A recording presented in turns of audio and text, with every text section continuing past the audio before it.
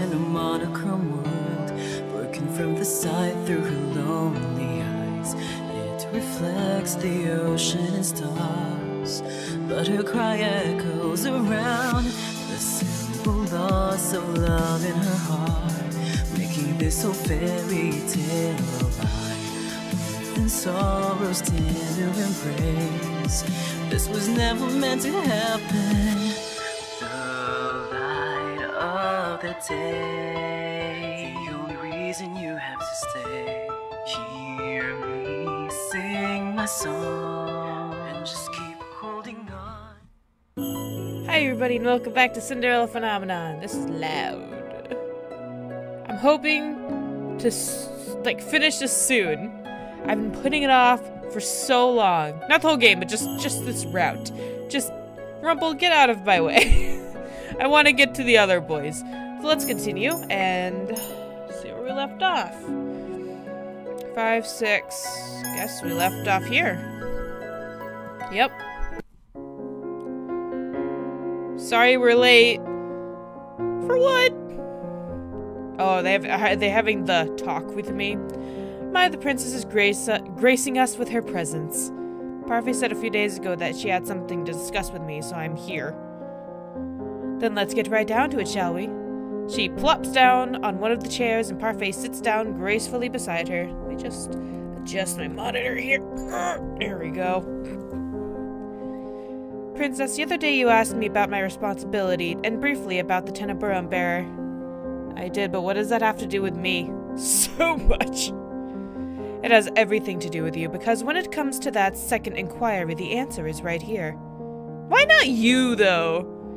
I mean, I already got an answer to that, but why not you? Dolor points to me. I stare at her, not comprehending. Princess. The bearer of the the pretty crystal Tenebrarum, this is so stupid names, is you. What? I'm not able to even feel shock, just confusion. But how do I have anything to do with these crystals? See, I told you she'd be confused. Well, obviously. It's because we started backwards. I'm so sorry, Princess. Oh, I do not understand. You remember the story about the crystals, Princess? No. For a time, the crystals were in complete balance. Even the witches who drew negative energy were respected. Then one day, Hans wrote the fairy tales. Witches were suddenly painted as villains. Humans attacked the witches, trying to drive them out. Their leader, who just so happened to be my best friend, was hard-pressed to try to keep the peace. Your best friend? She was the original bearer of the crystal. Are you talking about my mother? Or are you talking about the person who took care of your crystal before you... Ugh. It's like a math problem. But as witches were killed and thrown out, she found her patience wearing thin. Okay, so you're talking about my mother. Gotcha. She killed a human, the ultimate taboo, and there was nothing we could do but try to stop her. This bearer, the leader of the witches and the bearer of the Crystallum Tenebrarum, is someone you know, or someone you knew. She erased all your memories, made you think the fairy tales were evil, that humans were terrible. Oh, shock. I feel something dark stirring in my nose. I feel like my nose is stuffed. Inside me, a sharp pain cuts through my heart, making it hard to breathe. The previous bearer of the crystal was your mother, Princess. What did I call her before? Because I couldn't pronounce his name? Hillary. Hillary, the leader of the witches. I can't bring politics into this. What's wrong with me? That's impossible. My mother was not a witch. Dude, have you seen your flashbacks? But she was, the strongest of us all. When she died, she kept someone of her powers sealed within the crystal, which is why it still allows the fairy tale curse to be spread. What kind of lie is this? What kind of nonsense? I cannot use magic. My mother never told me that she was a witch. She would have told me, dude. It sounds like it, doesn't it? But I assure you, Princess, we wouldn't ever lie to you about something like this. As impossible as it seems, you are a witch. Great. Well, we already knew that. We already knew she was a witch. What? 2 plus 2 equals 4. Why is my friend sending me math problems? Go away! Your power won't manifest until you're 18, and at that time you will inherit control of the crystal. I don't wanna! Since your birthday is soon, this was the last chance we had to teach you goodness. Oh, goodness. Your mother's been shielding you from it so long. We trusted you different from her. We trusted you were different from her. And you are. Do you want to? No. But Mother was the only one that ever loved me. She stole away memories and made you hate the world. Delora, she was fostering hatred in you, making you just like her. You do not know anything about my mother. Neither do I, apparently. I stand up, rage coiling up inside me like a snake. Sexto, I know a lot about her, more than you'll ever know. No. The truth is hard, Princess, but eventually we'll have to face it. Hillary was my beloved friend. Facing her was the hardest thing I've ever done. Wait, who killed her? Did you kill Hillary? Did you kill her mother? I forgot how she died. We only want to help you. Well, you are not very good at it.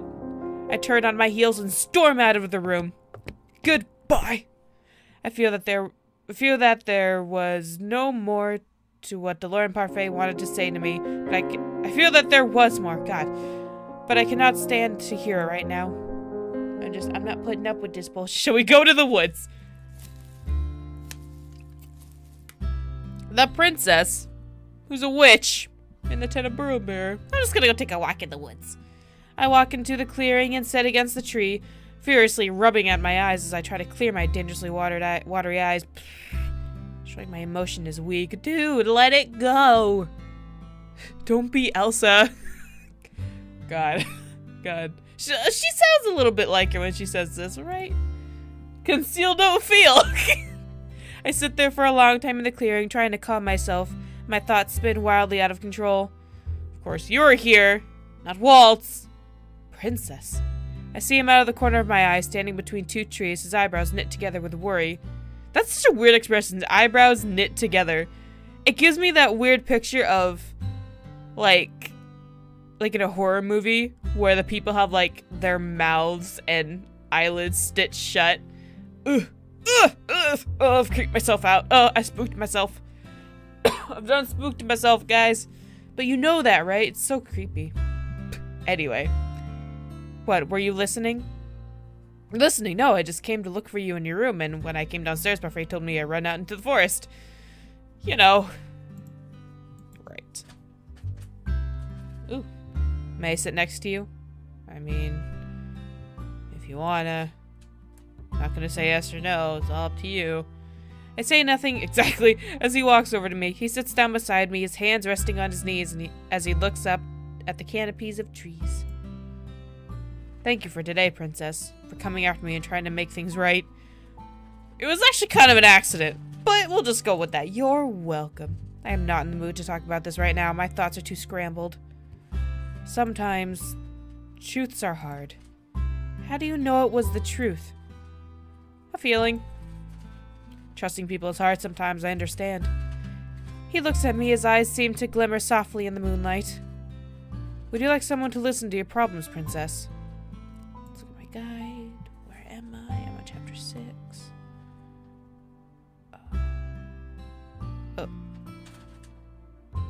Oh, remain silent. The fuck do you want me to— Game! Are you sure?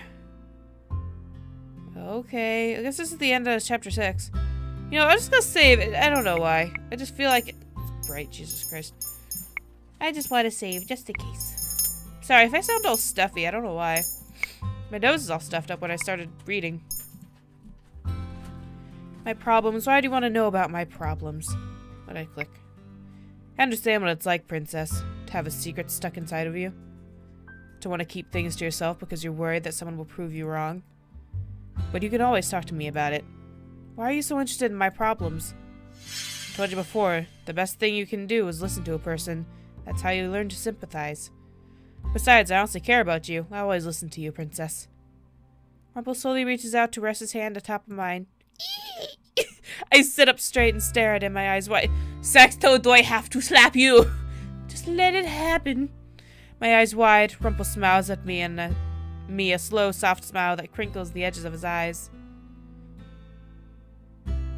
Seeing such a beautiful lady close to tears makes my heart break, you know. But if you ever need to cry, you should. Tears aren't weakness, they're just a form of expression, and even the strongest of us cry. I'm not going to cry. Dude, once he leaves, you're gonna bawl your fucking eyes out. I've been there. I'll be like, not gonna cry. But sometimes you just need to let it out. You just need to let it out, and it feels really good once it's out. It's like, feel better now. My mind reels and then starts to feel fuzzy. You want to cry. Definitely the Ice Princess. An insult is not what we need right now. The title startles me out of my thoughts. I stare at him, pointedly beginning to grimace. But Rumpel just smiles. I always thought it was a delicate name, suitable for a strong and beautiful woman. Seeing you like this, it makes me realize that the name suits you. But it's so mean. Perhaps if everyone else meant it that way, it would not be to be a terrible title. Rumpel slowly takes his hand away and smiles. Though he insists on hearing me out, I insist on the opposite. For now, I want to keep what I discussed with Parfait and Delore to myself. I still need time to process. For tonight, I just want to forget the conversation ever happened. I really want a drink. Will you please stop talking? For some time, the two of us are silent. There are no words exchanged between the two of us, but the silence is comfortable. Then eventually Rumpel puts his hand on my shoulder. One sec. I get a sip of my drink. Things will work out, Princess. I hope so. I stand and excuse myself. Good night, Rumpel. I turn and walk away. Watch his booty sway as I walk away. Good night, my sweet princess. Oh my god. I love that. Watch my booty sway as I walk away. I've come up with a new rhyme, everybody. Quote me on that. May 2017. And you, my little sunflower, just as radiant as always. I'm gonna hit you. Oh my, Rumpel. Ugh, disgusting. It's like that whole thing with Bria never happened. He is back to flattering every woman he meets. Overthinking again, princess. Shut up, you're a lady. GG. I turn to see Karma grinning at me from where he sits at the table. Surprisingly, he's sitting with Jian and Garland today, who are arguing about some kind of knight's stance. This is none of your business. No, it's not, but you have such a sad look on your face, I had to ask. I'd appreciate you not staring at my face. I don't need to stare to see that you're in distress. I turn on my heels and begin to walk away, irritated. Poor Karma, man. Even when I'm among other people, it's still impossible to forget the conversation I had with Parfait and Delore. It hovers at the back of my mind constantly. We have not spoken again since then, yet even now. Is that the bug that's been haunting me all day? Sorry, there's a bug that has been, like, up my ass for, like, 2 hours. And I don't know if he returned. I guess I'm just seeing things. I don't know, little bastard one. Creepy. Alright. We have not spoken again since then, yet even now I'm still taking in what they told me before. My mother, Lieutenant Brumbear, and me. A witch? The reason others have always feared me is because of my blood. I suppress a sigh as I attempt to return to my work. My nose is a little stuffy. As the days go by, I notice myself becoming more and more agitated. Half of it is the recent history lesson, and the other half is Rumpel's flirting with other women. Well, that's my man. How can he just snap his fingers and get over Bria so quickly? If he flatters every woman, does that mean he does not really mean the things he says to me? I gather the plates off the counter, put them on a tray, and take them to the customers. Eat your food and get out! Today everything feels mechanical. For the last few days I've been noticing that I walk more stiffly and that if I walk too quickly my vision blurs. That's weird. Probably because of my overthinking. I stumble as I bring a tray to a familiar customer. The man looks up at me and asks if I'm okay, and I murmur that I am before walking off. The blurriness comes back. What the heck is wrong with me? I look over at Rumpel, who is at a table with 2 girls because his shift is over. Rather than boil over on the inside, I feel myself getting warmer on the outside.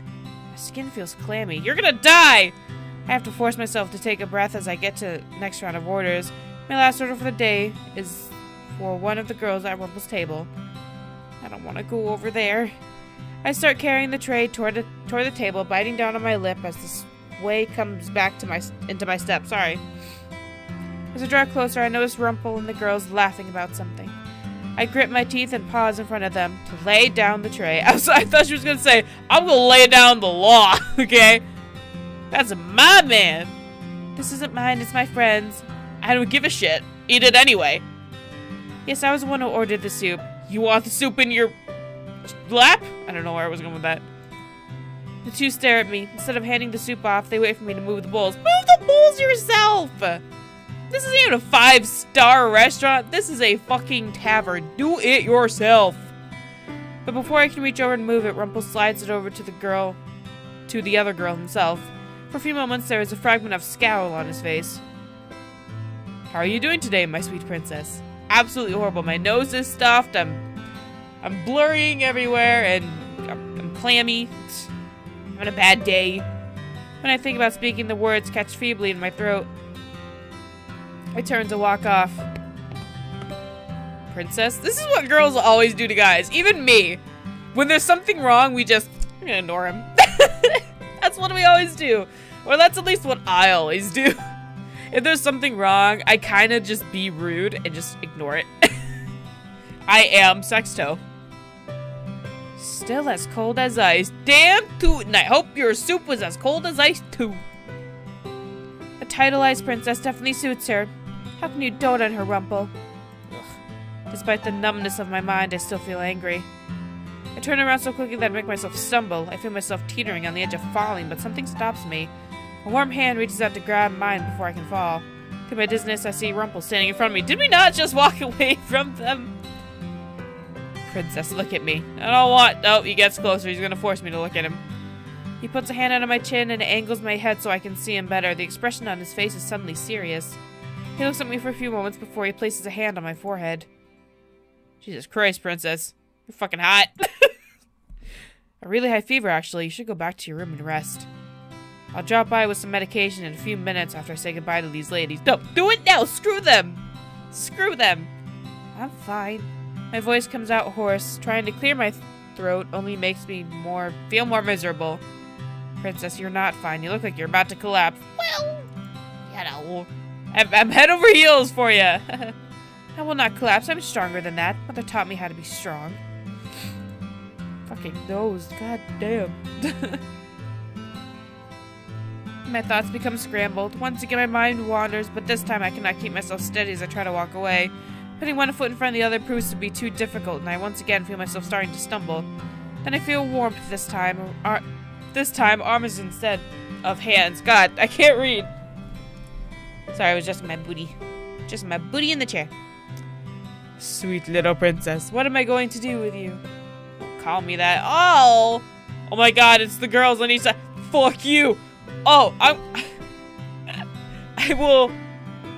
She will be in his arms and he'll be walking away, and the last thing you see are her two middle fingers sticking up in the air at them. Before I can understand what is happening, I am lifted off my feet. I feel an arm supporting my back and another supporting me beneath the crook of my knees. Warmth, that's nice warmth. Oof, you're like a heater.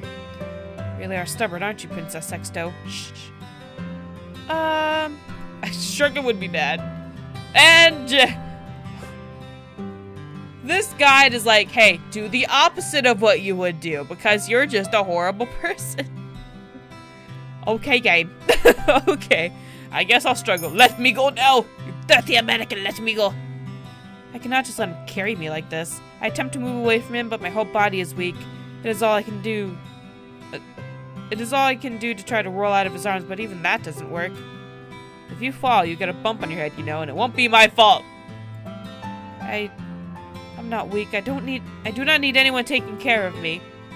Their voice is an indistinct chatter behind him. It belongs to girls. Rumpel speaks in a low voice. Sorry. Stubborn she must be, but my sweet princess is stronger than any woman I've ever known. Then let me walk! He pulls me closer to him and I feel his chest at my head. And then his heartbeat. I know you're strong, princess. Stronger than anyone else, even. But because you are so strong, I know you'll never admit you needing to needing help. That's why I'm going to help you without your permission. Deal with it. Slowly, I let myself settle into his arms. I leaned my head into his chest and listened to his heartbeat. It's a gentle, sweet sound that makes me feel like drifting into slumber. So lame. Yeah, but not as warm as you are right now, princess. Touché. Is that a touché? I don't know. His voice slowly begins to fade out as I close my eyes. Sorry, that was a water bottle. I don't know why my nose is so stuffed. It's like really stuffed. Like you can't even blow your nose stuffed. It's stuffed forever. I'm stuffed like a teddy bear. For the time being, I stop caring about everything else around me. I forget about Mother, about my talk with Delore and Parfait, about the crystal, and the Marchen. And I focus on Rumpel.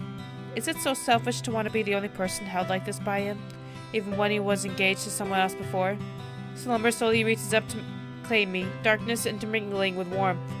In that last moment, I think I see Rumpel smile at me. Oh. The fuck is this? Hey, look it.